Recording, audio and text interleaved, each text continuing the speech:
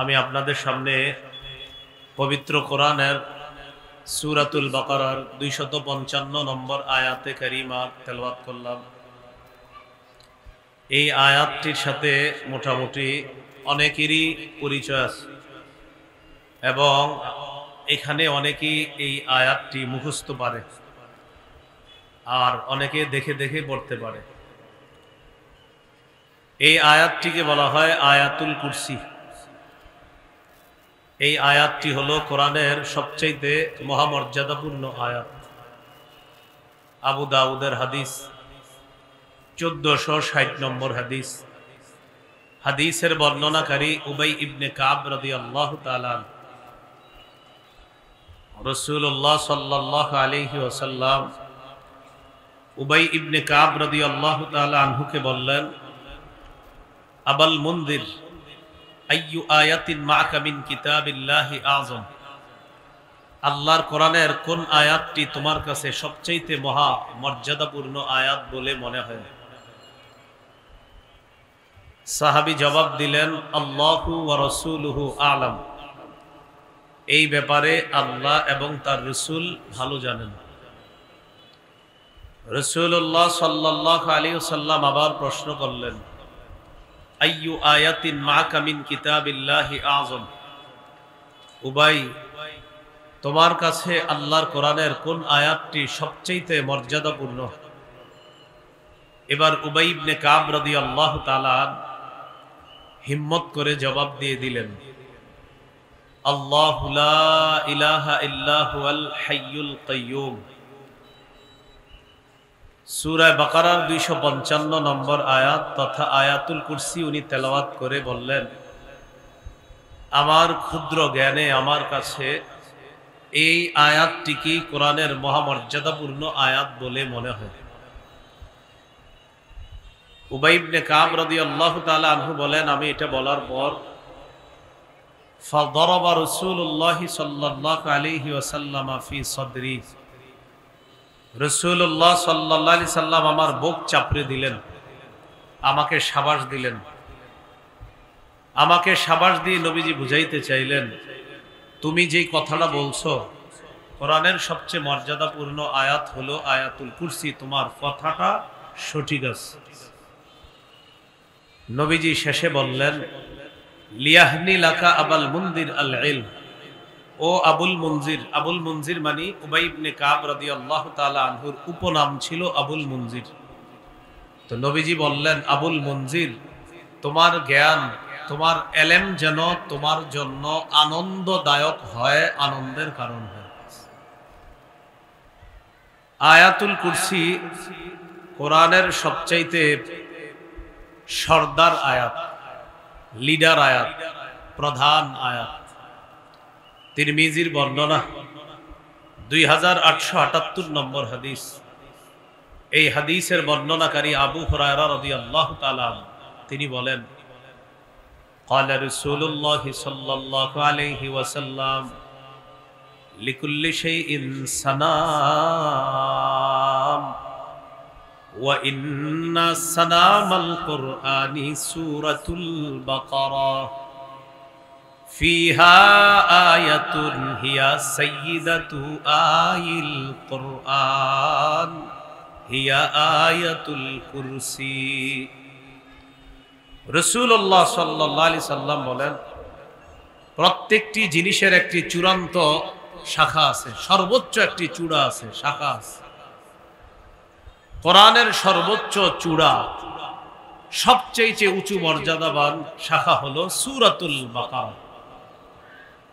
ফিহা আয়াতুন হিয়া সাইয়্যিদাতু আইল কুরআন। সূরা বাকারায় এমন একটা আয়াত আছে যে আয়াতটা কোরআনের সমস্ত আয়াতের সর্দার। হিয়া আয়াতুল কুরসি। রাসূলুল্লাহ সাল্লাল্লাহু আলাইহি সাল্লাম বলেন, এই আয়াতটি হলো আয়াতুল কুরসি। হাদিসের একটা কিতাব আছে নাম মাজমাউজ জাওয়ায়েদ। এই কিতাবের 6 নম্বর খণ্ড 324 নম্বর পৃষ্ঠা।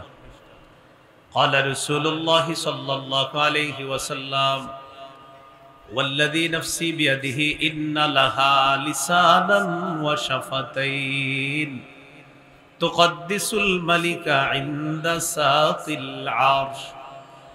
রাসূলুল্লাহ সাল্লাল্লাহু আলাইহি সাল্লাম বলেন, আয়াতুল কুরসির একটা জিহ্বা আছে, দুইটা ঠোঁট আছে। আয়াতুল কুরসি তার এই জিহ্বা আর ঠোঁট দিয়ে আল্লাহর আরশের কাছে সদা সর্বদা আল্লাহর প্রশংসা করতে থাকে, আল্লাহর পুত পবিত্রতা বর্ণনা করে। 5 ওয়াক্ত সালাতের পর ইমাম সাহেব যখন সালাম ফিরায়, তখন আমরা প্রতিদিন এই আমলটা সকলেই করব ইনশাআল্লাহ। যাদের মুখস্থ নাই মুখস্থ করে নিব, যাদের মুখস্থ আছে আমরা মুখস্থ আমলটা করব। যাদের মুখস্থ নাই তারা কোরআন দেখে দেখে হলেও মসজিদের মধ্যে বসে আপনি আমলটা করে নিতে পারেন। হাদিসের কিতাব বুলুগুল মারাম, এই কিতাবের 97 নম্বর হাদিস। قال رسول الله صلى الله عليه وسلم من قرأ آية الكرسي دبر كل صلاة مكتوبة لم يمنعه من دخول الجنة إلا الموت। রাসূলুল্লাহ সাল্লাল্লাহু আলাইহি সাল্লাম বলেন, প্রত্যেক 5 ওয়াক্ত ফরজ নামাজের পর কেউ যদি আয়াতুল কুরসি তেলাওয়াত করে, পাঠ করে, এটা যদি কেউ পড়ে, সে আর জান্নাত এই দুইটার মাঝে পার্থক্য থাকবে শুধু তার মৃত্যু, বাধা থাকবে শুধু মৃত্যু। সে মারা যাবে, জান্নাতে প্রবেশ করবে। আল্লাহ তাআলা আমাদেরকে আমল করার তৌফিক দান করেন।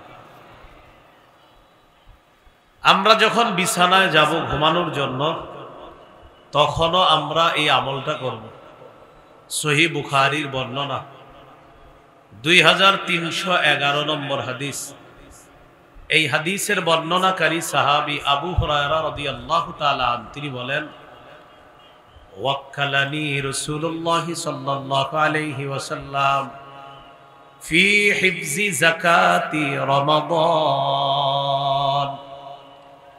আবু হুরায়রা রাদিয়াল্লাহু তাআলা আনহু বলেন, রাসূলুল্লাহ সাল্লাল্লাহু আলাইহি ওয়াসাল্লাম আমাকে সদকাতুল ফিতরের মাল পাহারা দেওয়ার জন্য আমাকে নিযুক্ত করলেন, আমাকে দায়িত্ব দিলেন।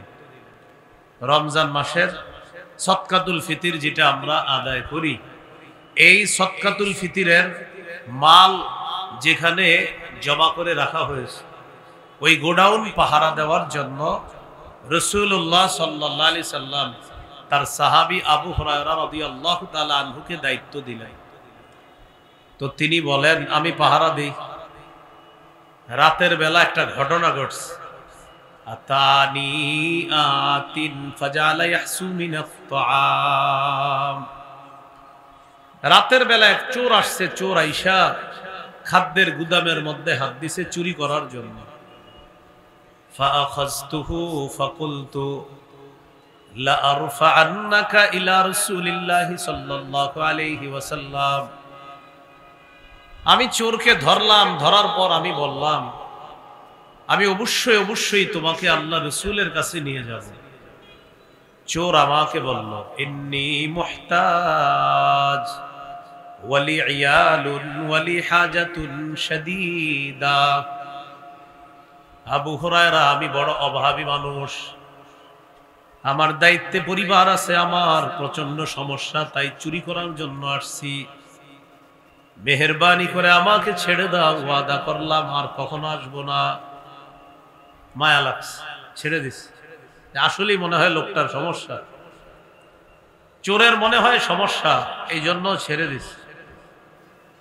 আবু হুরায়রা রাদিয়াল্লাহু তাআলা আনহু বলেন, ফাআসবাহতু, আমি সকাল করলাম। যখন সকাল হলো, রাসূলুল্লাহ সাল্লাল্লাহু আলাইহি সাল্লাম আমাকে বললেন, মা ফাআলা আসিরুকাল বারিহাতা ইয়া আবু হুরায়রা। আবু হুরায়রা, গত রাত তোমার বন্দী তোমার সাথে কি করেছে? রাতের বেলা যে চোর তুমি ধরছো, যেই বন্দী তুমি আটক করেছিলা, সেই বন্দী তোমার সাথে কি করেছে? হাদিস দ্বারা বোঝা যায় গত রাতের ঘটনা আল্লাহ তাআলা ওহীর মাধ্যমে আল্লাহ নবীকে আগে জানিয়ে দিয়েছেন। আবু হুরায়রা রাদিয়াল্লাহু তাআলা ব্যাপারটা নবীকে জানানোর আগে আল্লাহ তাআলা জানিয়ে দিয়েছেন। তো আবু হুরায়রা রাদিয়াল্লাহু তাআলা আনহু বলেন, শাকা হাজাতান শাদীদাতান ওয়া ইয়ালা। ইয়া রাসূলুল্লাহ, লোকটা বড় অভাব পেশ করেছে, লোকটার পারিবারিক সমস্যা, প্রচন্ড সমস্যায় পড়ার কারণে লোকটা রাতের বেলা চুরি করার জন্য আসছে আমার কাছে, এমন ভাবে তার অভাব অনটন পেশ করেছে। ফাখাল্লাইতু সাবিলা, তার অভাব অনটনের কথা শুই না আমি তাকে ছেড়ে দিছি। ফাকালা রাসূলুল্লাহ সাল্লাল্লাহু আলাইহি ওয়াসাল্লাম, ক্বাদ কাযাবাকা ইন্নাহু সায়াউদ। আবু হুরায়রা, সে মিথ্যা কথা বলছে, সে আবার আসবে। চোর তোমার সাথে মিথ্যা কথা বলছে, চোর আবার আসবে।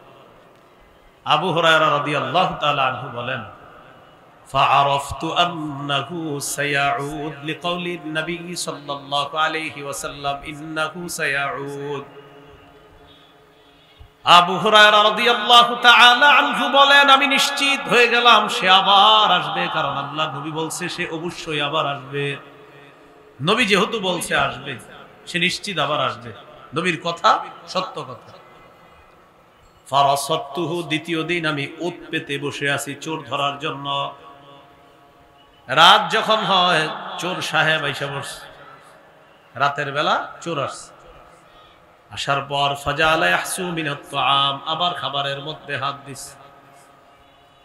ফাআখাযতুহু, আমি তাকে পাকড়াও করলাম আর বললাম, লা আরফা'আন্নাকা ইলা রাসূলিল্লাহি সাল্লাল্লাহু আলাইহি ওয়াসাল্লাম, অবশ্যই অবশ্যই আমি তোমাকে আল্লাহ রাসূলের কাছে নিয়ে যাব। চোর আবার বলতেছে, আবু হুরায়রা, ইন্নী মুহতাজ ওয়ালি ইয়ালুন ওয়ালি হাজাতুন শাদীদা, আমি বড় অভাবী মানুষ, আমার পরিবারের দায়িত্ব আছে, প্রচন্ড সমস্যা আছে আমার, তাই চুরি করার জন্য আসলাম। আজকের মতো আমাকে ছেড়ে দাও, ওয়াদা করলাম আর কখনো আসবো না। দ্বিতীয় দিনও মায়া লাগছে, ছেড়ে দিছে। পরের দিন রাসূল সাল্লাল্লাহু আলাইহি সাল্লাম বললেন, মা ফাআলা আসিরুকাল বারিহাতা ইয়া আবু হুরায়রা, আবু হুরায়রা, তোমার বন্দী গত রাতে কি করেছে বলো তো? গতকালও চোর আসছে, কি কি আচরণ করছে বলো। তো আবু হুরায়রা রাদিয়াল্লাহু তাআলা আনহু বললেন, হুজুর গত রাতে আসছে, আসার পর গত রাতেও আমার কাছে অভাব অনটন পেশ করছে, তার প্রচন্ড সমস্যা, আমি তার এই সমস্যার কথা শুই না, আমি তাকে ছেড়ে দিছি। রাসূলুল্লাহ সাল্লাল্লাহু আলাইহি সাল্লাম বলেন, ক্বাদ কাযাবাকা ইন্নাহু সায়াউদ, সে মিথ্যা কথা বলছে, সে আবার আসবে। আবু হুরায়রা রাদিয়াল্লাহু তাআলা আনহু বলেন, আমি নিশ্চিত হয়ে গেলাম সে আবার আসবে। তৃতীয় রাত আমি অপেক্ষায় থাকলাম, আবার চোর এসে গেছে। আসার পর ফাখাসতুহু, চোর আমি পাকড়াও করলাম, করার পর তাকে আমি বললাম, হাদিহি আখিরু সালাসি মাররাত, আজকে হলো 3 নাম্বার বার, আর আজকে হলো শেষবার। গত 2 দিন তুমি আমাকে এটা সেটা বলে আমার কাছ থেকে তুমি পার পেয়ে গিয়েছ, আজকে হলো শেষবার, এই নিয়ে মোট 3 বার তুমি আসলা, আজকে আর ছাড়াছাড়ি নাই। লা আরফা'আন্নাকা ইলা রাসূলিল্লাহি সাল্লাল্লাহু আলাইহি ওয়াসাল্লাম, আমি অবশ্যই অবশ্যই তোমাকে আল্লাহর নবীর কাছে পেশ করব, এবার কোনো অজুহাতে কাজ হবে না। চোর বুঝতে পারলো আজকে কোনোভাবেই আবু হুরায়রা থেকে মুক্তি পাওয়া সম্ভব না। চোর আবু হুরায়রাকে বলল, তুমি আমাকে ছেড়ে দাও, দানি ওয়াল্লিমকা কালিমাত, আমাকে তুমি ছেড়ে দাও, আমি তোমাকে কিছু ভালো ভালো বিদ্যা শিখিয়ে দেই। চোরে বলল, আমাকে ছেড়ে দাও, আমি তোমাকে কিছু ভালো বিদ্যা শিখিয়ে দেই, ভালো কিছু কথা শিখিয়ে দেই, তোমার কাজে লাগবে। হাদিসে আসছে সাহাবায়ে কেরাম জ্ঞানের প্রতি ছিলেন খুব আগ্রহী, তারা এলেমের জন্য খুব আগ্রহী ছিলেন, এলেমের প্রতি তাদের অনেক আগ্রহ ছিল। তা আবু হুরায়রা রাদিয়াল্লাহু তাআলা আন যখন শুনলেন বিদ্যা শিখাবে, তখন তিনি বললেন, ঠিক আছে, কি বিদ্যা? চোর তখন শিখাইয়া দিল, ইযা আওয়াইতা ইলা ফিরাশিকা ফাকরা আয়াতাল কুরসি, তুমি যখন বিছানার মধ্যে যাইবা তখন আয়াতুল কুরসি পড়বা। চোর শিখাইয়া দিছে। তুমি যদি আয়াতুল কুরসি পড়ো ফাইন্নাহু লাইয়াজালা আলাইকা মিনাল্লাহি হাফিজুন ওয়ালা ইয়াকরাবান্নাকা শাইতানুন হাত্তা তুসবিহা। তুমি যদি আয়াতুল কুরসি পড়ো, সারা রাত আল্লাহর পক্ষ থেকে একজন পাহারাদার তোমার রক্ষণাবেক্ষণ করবে, তোমাকে হেফাজত করবে, এবং সকাল পর্যন্ত শয়তান তোমার কাছে আসতে পারবে না। চোর এই বিদ্যা শিখিয়ে দিছে। শিখিয়ে দেওয়ার পর চোরকে ছেড়ে দিছে। পরের দিন রাসূল সাল্লাল্লাহু আলাইহি সাল্লামের সাথে দেখা। কি ব্যাপার আবু হুরায়রা, গত রাত তোমার বন্দির খবর কি? কি করেছে বন্দি? আবু হুরায়রা রাদিয়াল্লাহু তাআলা আনহু বললেন, হুজুর, গত রাতেও ধরছিলাম, আপনার কাছে আনবো, পুরো আমি ইয়াকিন ছিল আমার যে আপনার কাছে আনবই, না আমাকে একটা বিদ্যা শিখাই দিস, এই জন্য আমি তাকে ছেড়ে দিছি। কি বিদ্যা শিখাইছে বলো তো? সাহাবী আবু হুরায়রা রাদিয়াল্লাহু তাআলা আনহু বললেন, হুজুর আমাকে বলছে যখন বিছানায় যাব তখন আমাকে আয়াতুল কুরসি পড়ার আমল শিখাইয়া দিছে। এটা যদি আমি পড়ি, সারা রাত আল্লাহর পক্ষ থেকে একজন হাফেজ, একজন সংরক্ষণকারী আমার সংরক্ষণ করবে, সকাল পর্যন্ত শয়তান আমার কাছে আসতে পারবে না। এমন একটা বিদ্যা আমাকে শিখাইয়া দিছে। রাসূলুল্লাহ সাল্লাল্লাহু আলাইহি সাল্লাম বললেন, কদ সাদাকাকা ওয়া ইন্নাহু কাযূব। সে গতকালকে তোমার সাথে সত্য কথা বলছে, তবে সে সবচেয়ে বড় মিথ্যাবাদী। গত রাতে যেটা বলছে এটা সত্য কথা, তবে সে সবচেয়ে বড় মিথ্যাবাদী। এটা বলার পর রাসূলুল্লাহ সাল্লাল্লাহু আলাইহি সাল্লাম বলেন, তা'লামু মান তুখাতিবু মুনযু সালাসি লায়াল। আবু হুরায়রা, তুমি কি জানো গত 3 রাত কার সাথে তুমি কথা বলেছ?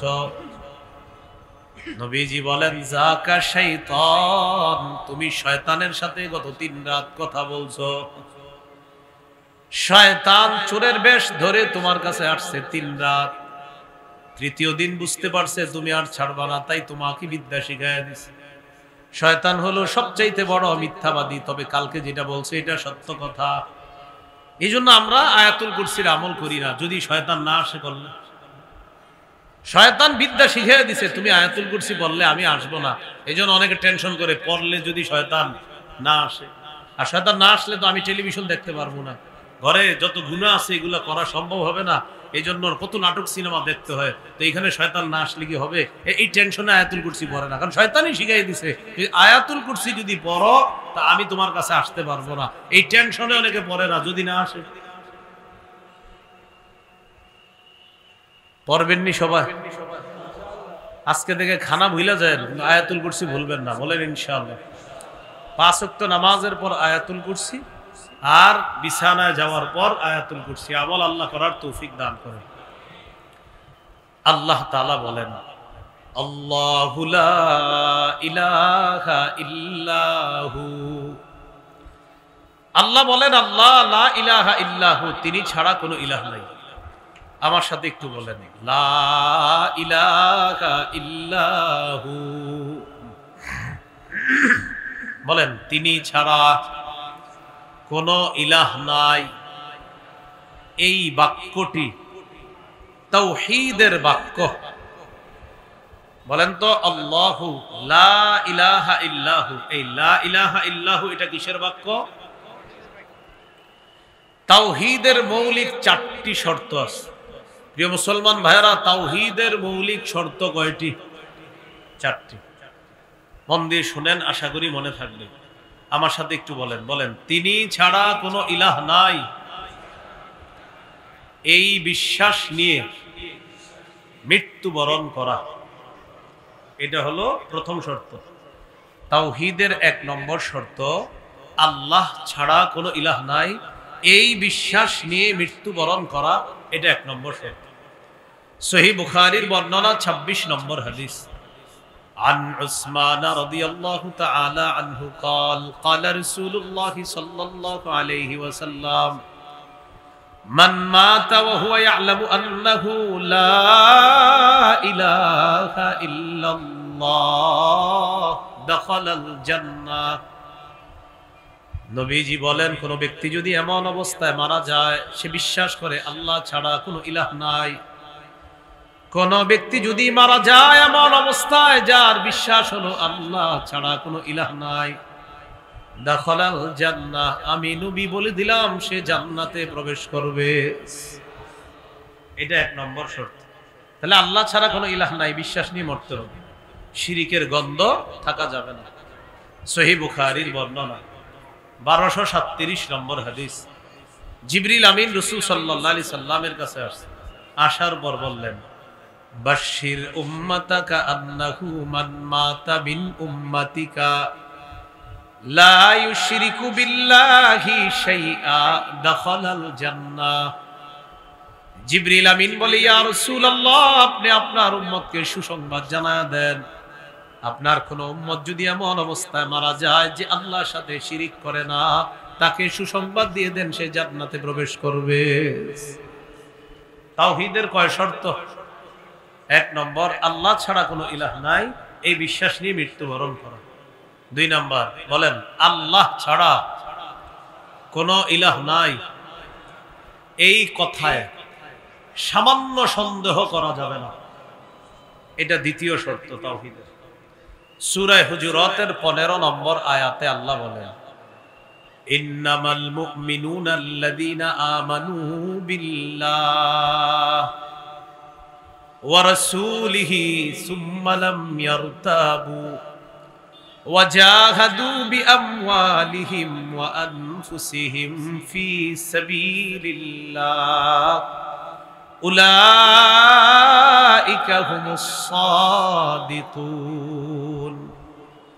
আল্লাহ তাআলা বলেন, প্রকৃত ঈমানদার হলো তারা যারা আল্লাহকে বিশ্বাস করে, রাসূলকে বিশ্বাস করে, কোনো সন্দেহ করে না আল্লাহ আমার রব, আল্লাহ আমার খালিক, আল্লাহ আমার মালিক, এই কথায় কোনো সন্দেহ করে না, রাসূলকে বিশ্বাস করে, কোনো সন্দেহ করে না।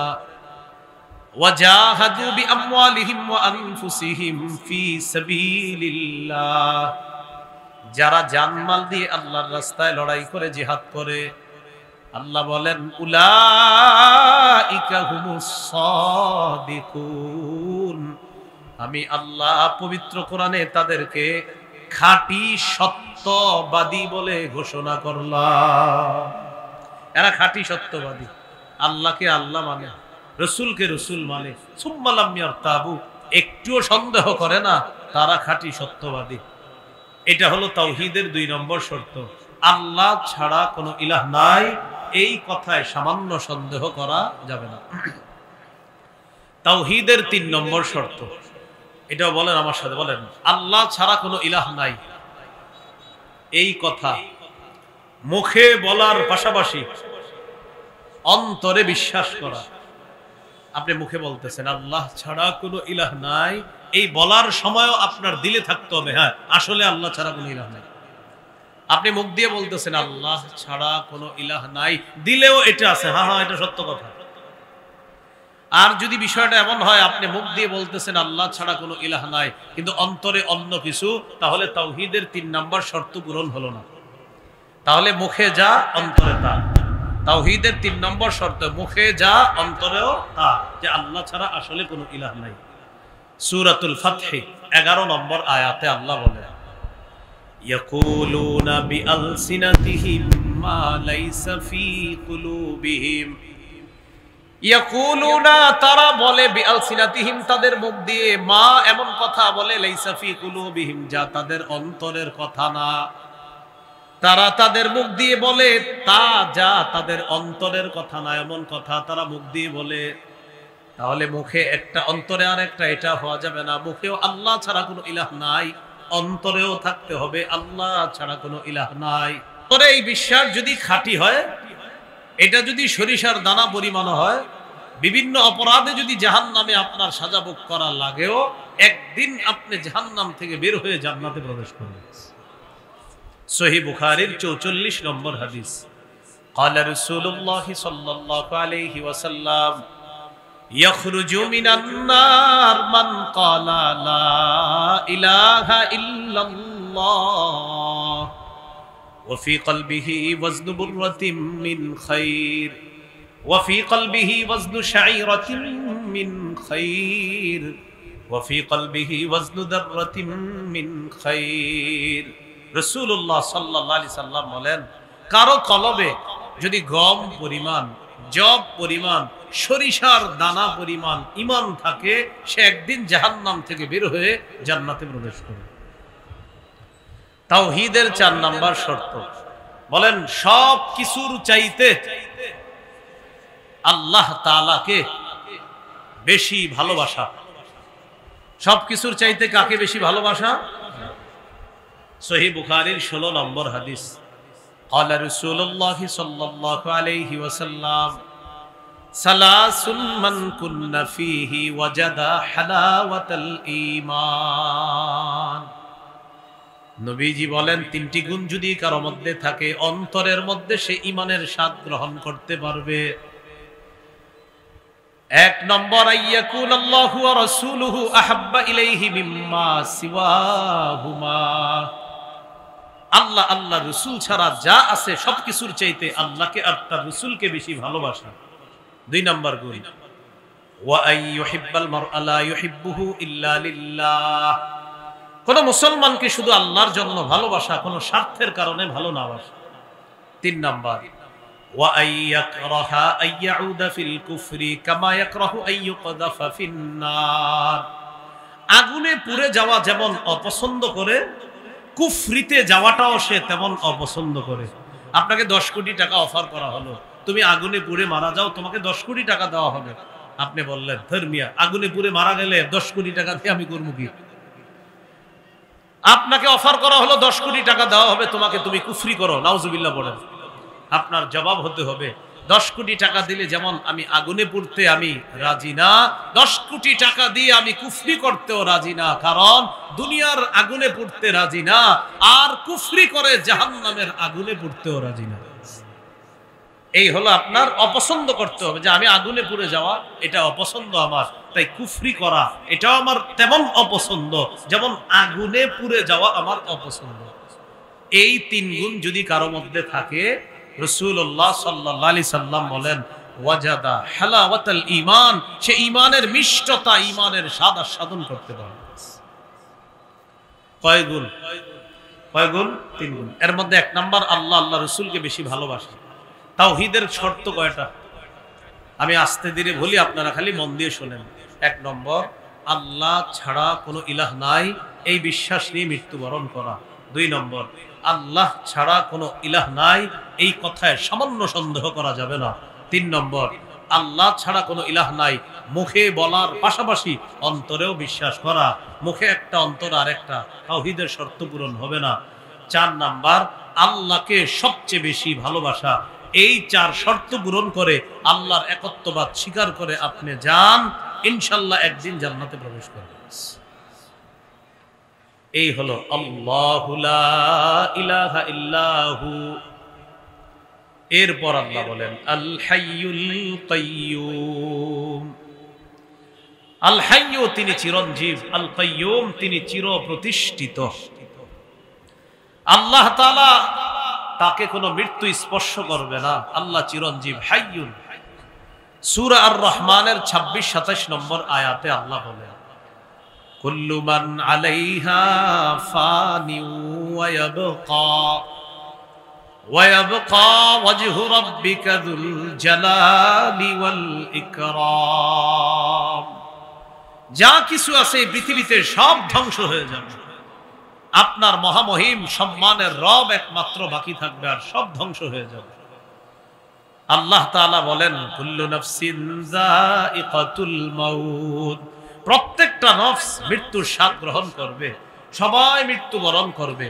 আমাদের নবীকে আল্লাহ বলেন, ইন্নাকা মাইয়িতুন ওয়া ইন্নাহুম মাইয়িতুন। নবী নিশ্চয় আপনি মৃত্যুবরণ করবেন, তারাও মৃত্যুবরণ করবে। একমাত্র একজনকে মৃত্যু স্পর্শ করে না, তিনি হলেন হাই, তিনি হলেন আল্লাহ, তিনি চিরঞ্জীব, তাকে মৃত্যু স্পর্শ করে না। এরপর আল্লাহ বলেন আল কাইয়্যুম, তিনি চিরপ্রতিষ্ঠিত। এই মাদ্রাসাটা প্রতিষ্ঠিত কিন্তু চিরপ্রতিষ্ঠিত না। এই এলাকার অমুক জায়গাটা অমুক স্থাপনাটা প্রতিষ্ঠিত হয়েছে অমুক সালে, কিন্তু চির প্রতিষ্ঠিত না। এই আসমান প্রতিষ্ঠিত আছে আল্লাহর হুকুমে, চির প্রতিষ্ঠিত না। এই জমিন এইভাবে আছে আল্লাহর হুকুমে, তবে চিরস্থায়ী না। শুধু আল্লাহর হুকুম আছে তাই আছে। চির প্রতিষ্ঠিত একমাত্র একজনকে, তিনি কাইয়্যুম। 21 পারা 6 নম্বর পৃষ্ঠা সূরা রুমের 26 নম্বর আয়াতে আল্লাহ বলেন, ওয়ামিন আয়াতিহি আন তাকুমাস সামাউ ওয়াল আরদু বিআমরি। আল্লাহ তাআলা বলেন, আল্লাহর নিদর্শনাবলীর মধ্যে এটা একটা নিদর্শন, আসমান আল্লাহর হুকুমে দাঁড়িয়ে আছে, জমিন আল্লাহর হুকুমে এইভাবে আছে। আসমানের দিকে তাকাই, তাকানোর পর দেখি কোনো খুঁটি নাই, খুঁটি ছাড়া আসমান। আল্লাহ তাআলা বলেন, ওয়াজআলনাস সামাআ সাকফাম মাহফুজা। আমি আসমানকে তোমাদের জন্য সুরক্ষিত ছাদ বানায়া দিয়েছি। জমিন ভাসমান, এই জমিনের উপর আমরা আছি, নিচে পানি আমাদের মাথায় আসে মাঝে মাঝে, পানির উপরে আমরা আছি, তাহলে হেলে দুলে আমরা পড়ে যাচ্ছি না কেন? জমিন আমাদেরকে নিয়ে নড়াচড়া করে না কেন? নিচে তো পানি। আল্লাহ তাআলা বলেন, ওয়াজআলনাল জিবালা আওতাদা। আমি জমিনের নড়াচড়া বন্ধ করেছি কিভাবে জানো? পাহাড়কে পেরেক বসায়া দিয়া, এই পাহাড় নামক পেরেক জমিনের উপর বসিয়ে দিয়ে জমিনের নড়াচড়া বন্ধ করে তোমাদের বসবাসের উপযোগী বানায় দিয়েছি। কিন্তু চিরপ্রতিষ্ঠিত না, ওটা চিরপ্রতিষ্ঠিত না। বিআমরি, আল্লাহর হুকুম যতদিন আসমান থাকবে, আল্লাহর হুকুম যতদিন জমিন থাকবে, কিন্তু সব ধ্বংস হয়ে যাবে একদিন। একমাত্র চিরপ্রতিষ্ঠিত একজন, তিনি কে? এটাই আল কাইয়্যুম। সামনে মুসলমান যারা আছেন, সাধারণ মুসলমান ভাইরা একটু বলবেন বেশি, ওলামায়ে কেরাম তো বিষয়গুলো জানে, বলেন আমার সাথে, ইয়া হাইয়্যুল ইয়া কাইয়্যুম, ইয়া হাইয়্যু ইয়া কাইয়্যুম। আপনাদের যাদের যত সমস্যা আছে, এই দুইটা নাম আল্লাহকে আগে বলবেন অনেকক্ষণ। আরবিতেই প্রথমে বললেন, ইয়া হাইয়্যু ইয়া কাইয়্যুম, ইয়া হাইয়্যু ইয়া কাইয়্যুম, ইয়া হাইয়্যু ইয়া কাইয়্যুম। এইভাবে বলে বলে এরপরে বাংলায় বলবেন, ও চিরঞ্জীব রব আল্লাহ, ও চির প্রতিষ্ঠিত রব আল্লাহ, আপনার নবী বলছে এই দুই নাম নিয়ে দোয়া করলে আপনি দোয়া কবুল করেন। আমার তো মেয়েটার বিয়ে হচ্ছে না, আল্লাহ আমি কত পেরেশানির মধ্যে আছি, আপনি একটু বিয়ের ব্যবস্থা করে দেন। আমার দোকানে বরকত হচ্ছে না, ইয়া হাইয়্যু ইয়া কাইয়্যুম, ও চিরঞ্জীব রব আল্লাহ, ও চির প্রতিষ্ঠিত রব আল্লাহ, আমার ব্যবসায় বরকত দিয়ে দেন। আল্লাহ আমি আগে কৃষি ক্ষেত করতাম, অনেক ফসল পাইতাম, এখনো আমি কৃষি কাজ করি, তো আগের মতো ফসল পাচ্ছি না, আল্লাহ আপনি আমার ফসলে বরকত দিয়ে দেন। রাসূলুল্লাহ সাল্লাল্লাহু আলাইহি সাল্লাম বলেন, এই দুই নাম হলো ইসমে আজম, ইজা দুইয়া বিহা আজাবা। এই দুই নাম নিয়ে কোনো বান্দা যদি দোয়া করে, সাথে সাথে আল্লাহ দোয়া কবুল করে। তাহলে হাইয়ুন কাইয়্যুম এগুলা হলো কি? ইসমে আজম। সূরা বাকারার 255, সূরা আলী ইমরানের 2 নম্বর আয়াত, সূরা তাহার 111 নম্বর আয়াত, এই 3 আয়াতে হাইয়ুন কাইয়্যুম আছে। সূরা বাকারার 255 নম্বর আয়াত, যেটা আমি তেলাওয়াত করছি, আল্লাহু লা ইলাহা ইল্লা হুয়াল হাইয়ুল কাইয়্যুম। সূরা আলী ইমরানের 2 নম্বর আয়াত, আলিফ লাম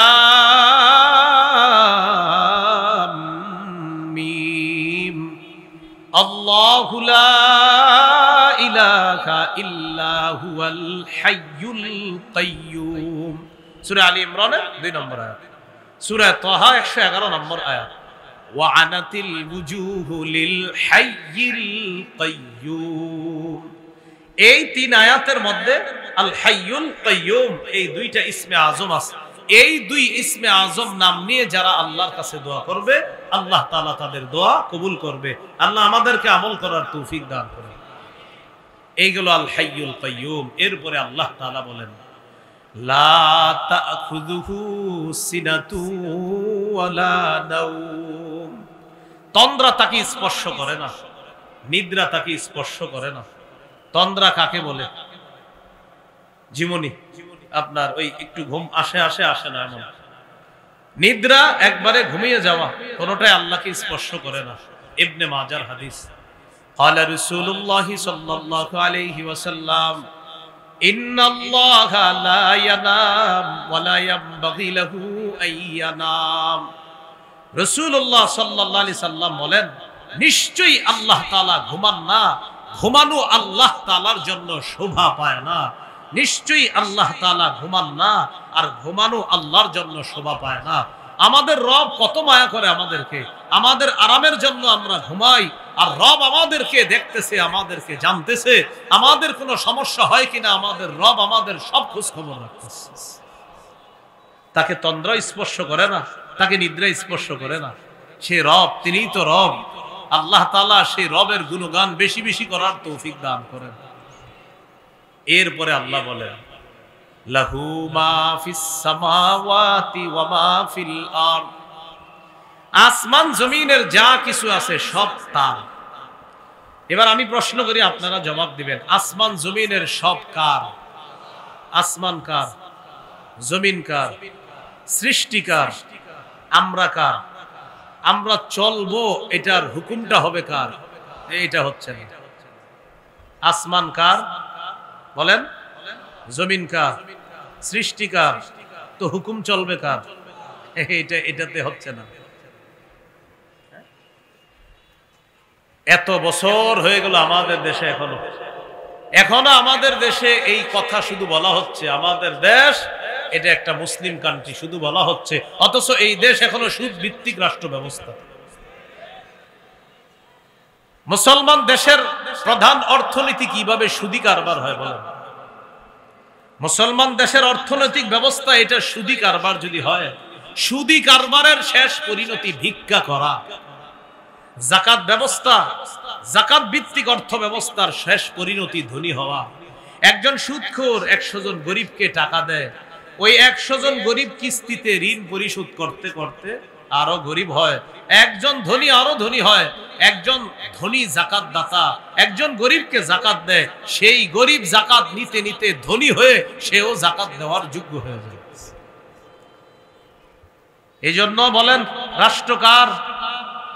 আসমান কার? জমিন কার? তো আইন চলবে কার? আল্লাহর আইন যেন বাংলাদেশে প্রতিষ্ঠিত হয়ে যায়, এজন্য একজন যোগ্য শাসকের প্রয়োজন। যেই শাসকের প্রধান গুণ হবে 4টা। কয়টা? সূরা হজের 41 নম্বর আয়াতে আল্লাহ বলেন, আল্লাযীনা ইম্মাক্কান্নাহুম ফিল আরদি আকামুস সালাহ ওয়া আতাউয যাকাতা ওয়া আমারু বিল মা'রুফি ওয়া নাহাউ আনিল মুনকার। আল্লাহ তাআলা বলেন, আমি যাদেরকে রাষ্ট্র ক্ষমতায় বসাই তাদের প্রধান কাজ হবে 4টা। বলেন, রাষ্ট্র শাসক যিনি হবেন প্রধান কাজ কয়টা? 1 নাম্বার আকামুস সালাহ, নামাজ কায়েম করা। 2 নাম্বার ওয়া আতাউয যাকাত, যাকাত আদায় করা। 3 নাম্বার ওয়া আমারু বিল মা'রুফ, নেক কাজের আদেশ করা। 4 নাম্বার ওয়া নাহাউ আনিল মুনকার, অসৎ কাজ থেকে নিষেধ করা। তাহলে ভাই সবাই একটু দিল থেকে বলবো, বলেন এই জমিন কার? আসমান কার? সৃষ্টি কার? হুকুম হবে কার? আলালাহুল খালকু ওয়াল আম, শোনো, সৃষ্টি তার, আইনও চলবে তার। ইনশাআল্লাহ আমাদের বাংলাদেশেও যেন সংসদ এমন হয় যে সেখানেও আইন চলবে আল্লাহ। এই জন্য আমাদেরকে একটা দোয়া করতে হবে প্রতিদিন 2 রাকাত নামাজ পড়ে। করবেন দোয়াটা? অতিরিক্ত 2 রাকাত নামাজ পড়ে বলবেন আল্লাহ, বলেন আল্লাহ, আপাতত প্রথম শুকরিয়া করছি আমাদের বর্তমান প্রধান একজন পুরুষ, আলহামদুলিল্লাহ। দ্বিতীয়ত, ভবিষ্যতে যেন আমাদের দেশের প্রধান কোনো নারী না হয়, এটা 2 নম্বরে দোয়া করবেন। রাসূলুল্লাহ সাল্লাল্লাহু আলাইহি সাল্লাম বলেন, লা ইউফলিহা কওমুন ওয়াল্লাহু আমরাহুম ইমরাআতান, সেই জাতি কিছুতেই সফল হবে না যেই জাতি তাদের নেতৃত্বে কোনো নারীকে বসায় দেয়, সেই জাতি কিছুতেই সফল হবে না। তাহলে এটা 2 নম্বরে বলবেন। 3 নম্বরে বলবেন আল্লাহ, বলেন আল্লাহ, এমন একজন শাসক আমাদেরকে দান করেন, যেই শাসক আমাদের দেশে ইসলামী আইন চালু করবে, শরিয়া আইন চালু করবে। কি আইন বলেন তো? শরিয়া আইন।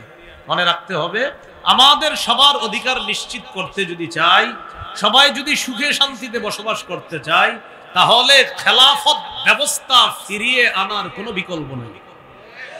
খেলাফত যে ব্যবস্থা, এই ব্যবস্থা ছাড়া চূড়ান্ত শান্তি আসে নাই, আসতে পারে না, কখনো আসবে না।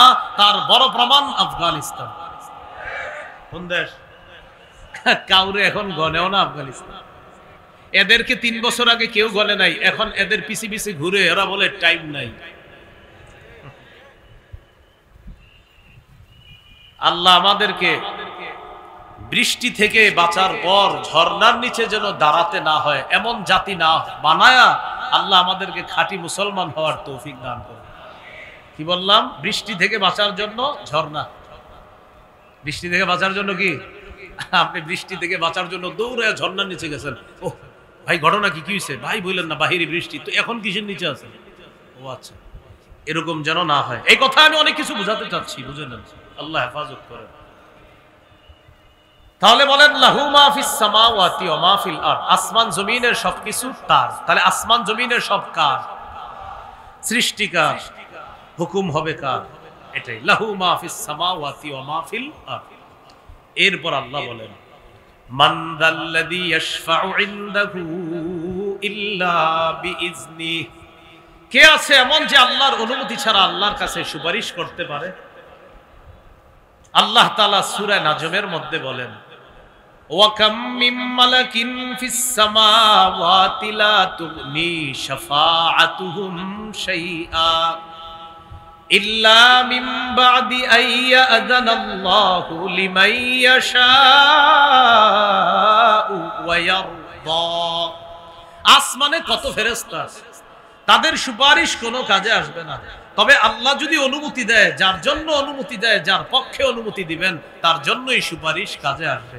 আল্লাহ যেন আমাদেরকে রসুলের সেই সুপারিশ আমরা পাই, আল্লাহর হুকুমের পরে আল্লাহ সেই উম্মত হওয়ার তৌফিক দান করেন। এরপরে আল্লাহ বলেন ইয়ালামু মা বাইনা আইদিহিম ওয়া মা খালফাহুম, তাদের সামনে পিছনে ডানে বামে যা কিছু আছে সব আল্লাহ জানেন। ওয়ালা ইউহিতুনা বিশাইইম মিন ইলমিহি ইল্লা বিমা শাআ। এটা আমার সাথে একটু বলেন। বলেন, মানুষ বেষ্টন করতে পারবে না, ধারণ করতে পারবে না আল্লাহর ইলম। ততটুকু ধারণ করতে পারবে যতটুকু আল্লাহ চায়। ওয়ালা ইউহিতুনা বিশাইইম মিন ইলমিহি, তারা আল্লাহর ইলমের কিছুও ধারণ করতে পারবে না, তবে ততটুকু পারবে ইল্লা বিমা শাআ, যতটুকু আল্লাহ চায়। আল্লাহ কতটুকু চায় একটু দেখি। সহিহ বুখারীর 122 নম্বর হাদিস। রাসূলুল্লাহ সাল্লাল্লাহু আলাইহি সাল্লাম এই হাদিসে কিছু আয়াত আনছে, আবার নিজের কিছু বক্তব্য আছে এখানে নবীজির। মুসা আলাইহিস সালাতু ওয়াস সালাম খজিরকে বললেন, বুখারীতে খজির আছে, তাফসিরে জালালাইনে খিজির আছে। আপনারা খিজির বলেন, এটাও জায়েজ আছে। খজির বলা এটাও বিশুদ্ধ। বাকি আমার কাছে খজির বলতে ভালো লাগে, জন্য আমি খজির বলি। তা আপনারা কিন্তু খিজির যে বলেন এটাও বিশুদ্ধ। বাকি খজির আমার মনে হচ্ছে বেশি বিশুদ্ধ আর কি। মুসা আলাইহিস সালাতু ওয়াস সালাম খজির তাকে বললেন হাল আত্তাবিউকা আলা আন তুআল্লিমানি মিম্মা উল্লিমতা রুশদা, আল্লাহ আপনাকে যে জ্ঞান দিয়েছে এই জ্ঞান আহরণ করার জন্য আমি কি আপনার অনুসরণ করতে পারি? খজির জবাব দিলেন ইন্নাকা লান তাসতাতিআ মাইয়া সাবরা। খজির জবাব দিলেন কিছুতেই আপনি আমার সাথে ধৈর্য ধারণ করতে পারবেন না, কিছুতেই আপনি আমার সাথে ধৈর্য ধারণ করতে পারবেন না, এটা খজির জবাব দিলেন। তো মুসা আলাইহিস সালাতু ওয়াস সালাম বললেন কেন? এই জায়গাটা মন দিয়ে শুনেন কি বলে। খজির বললেন ইন্নী আলা ইলমিন মিন ইলমিল্লাহ আল্লামানিহি লা তা'লামুহু আনতা ওয়া আনতা আলা ইলমিন মিন ইলমিল্লাহি আল্লামাকাহু লা আ'লামুহু আনা। খজির বললেন আমি আল্লাহর পক্ষ থেকে এমন ইলম অর্জন করেছি যেটা আপনার জানা নাই, আবার আল্লাহ আপনাকে ইলম এমন দান করেছেন যেটা আমার জানা নাই। আল্লাহ তাআলা আমাকে এমন ইলম দান করেছেন যেটা আপনার জানা নাই, আবার আপনাকে এমন ইলম দান করেছেন যেটা আমার জানা নাই। মুসা আপনার ইলমটা আমি জানি না, আমার ইলমটা আপনি জানেন না, তাই আপনি আমার সাথে ধৈর্য ধরতে পারবেন না। আপনি কিছুক্ষণ যাবেন, আমার কাজকর্ম দেখলে আপনার মেজাজ খারাপ হয়ে যাবে, আপনি ধৈর্য ধরতে পারবেন না। মুসা আলাইহিস সালাতু ওয়াস সালাম বললেন, সাতাজিদুনি ইনশাআল্লাহু সাবিরা, ইনশাআল্লাহ, আল্লাহ চাহেন তো আমাকে আপনি ধৈর্যশীল পাবেন। ওয়ালা আসি লাকা আমরা, আমি আপনার কোনো অবাধ্য হব না, আপনি আমাকে নিয়ে চলেন, টেনশন করেন না, আমাকে ধৈর্যশীল পাবেন। ফাজাআলা ইয়ামশিয়ানি আলা সাহিলিল বাহর, দুজন সমুদ্রের পার দিয়ে চলতে লাগলেন। কে কে? মুসা আলাইহিস সালাম আর খজির দুজন। যাইতে যাইতে নৌকা উঠবে, মাঝির সাথে কথা, খজিরকে চিনে ফেলছে। বুখারীর বর্ণনা উরিফাল খজির, বুখারীর বর্ণনা হলো খজিরকে চেনা গেছে, মানে মাঝি খজিরকে চিনে ফেলেছে। তো খজির আলাইহিস সালাতু ওয়াস সালামকে চেনার পর বললেন, আমাদেরকে একটু উঠাবা নৌকায়, টাকা পয়সা নাই কিন্তু ভাড়া দিতে পারবো না, আমার কাছেও ভাড়া নাই, আমার সাথে যে আছে মুসা তার কাছেও ভাড়া নাই। ফাহামালুহুমা বিলা নাউলিন, দুজনকে ভাড়া ছাড়াই উঠেছে নৌকায়। উঠানোর পর এখন মূল কথাটা আমি যেটা বলতেছি, আবার আয়াতের অনুবাদটা একটু স্মরণ করায় দিই আপনাদেরকে। আল্লাহর ইলম কিছু ধারণ করতে পারবো না আমরা সবাই মিলে, ততটুকু পারবো যতটুকু আল্লাহ চায়। তো নৌকায় উঠার পর ফাজা আসফুরুন, একটা চড়ুই পাখি আসছে। আসার পরে চড়ুই পাখি নৌকার কিনারায় বসছে। বসার পর সমুদ্রে মুখ দিছে, নাকরা নাকরাতান আও নাকরাতাইন, একটা ঠোকর বা দুইটা ঠোকর সমুদ্রে দিছে, দুইটা এরকম দিছে। চড়ুই পাখির ঠোঁটের মধ্যে পানি আসছে, আধা কেজি বা এক পা। কতটুকু? সামান্য, একদম সামান্য। এই সামান্য পানি চড়ুই পাখির ঠোঁটের মধ্যে আসছে। খজির বললেন, মুসা, আমার আর আপনার এলেম, আল্লাহর এলেমের কাছে চড়ুই পাখির মুখে ওই ঠোঁটের যে পানিটা এক ফোঁটা লেগে আছে, আল্লাহর এলেমের কাছে আমার আর আপনার এলেম হলো এই চড়ুই পাখির ঠোঁটের মধ্যে ওই পানির ফোঁটা, আর আল্লাহর এলেমের দৃষ্টান্ত হলো গোটা সমুদ্র। তাহলে দেখেন, আমরা যাদেরকে আল্লাহ ধর্মীয় বিদ্যা দান করে, বিশেষ করে কোরআন হাদিসের বেশি শুকরিয়া করা দরকার। একটা সূরা মুখস্থ হইলে আলহামদুলিল্লাহ বেশি পড়বেন, যে আল্লাহ আপনার কালাম আমারে মুখস্থ করার তৌফিক দিলেন, আল্লাহ আপনার প্রশংসা, ভাষা আমার জানা নাই। এই জন্য আমরা মাঝে মাঝে মনে করি ওমকে আচ্ছা কত বড় আলেম, ফাটাইলিস কতটুক, এইটুকু হুজুর আপনি তো ফাটাই লিতেছেন, এতটুকু ফাটে কিভাবে? এটা তো কোনো কিছুই না। তাহলে এতটুকু নিয়ে আমাদের মাঝে মাঝে যে হালাত অবস্থা হয়, মনে হয় যে আমি তো আমি আবার কি, কিন্তু আল্লাহ আমাদেরকে বুঝার তৌফিক দান করেন। তাহলে কোরআন হাদিসের কিছু যখন জানবেন, শুকরিয়া আদায় করবেন বেশি, আলহামদুলিল্লাহ আলহামদুলিল্লাহ, যে আল্লাহ আপনি আমারে দুই চারটা কথা শিখাইছেন, আলহামদুলিল্লাহ। আপনি যদি সবও শিখে ফেলেন, মানে আপনার মনে হবে যে আমি তো অনেক কিছু, কিন্তু এতটুকু।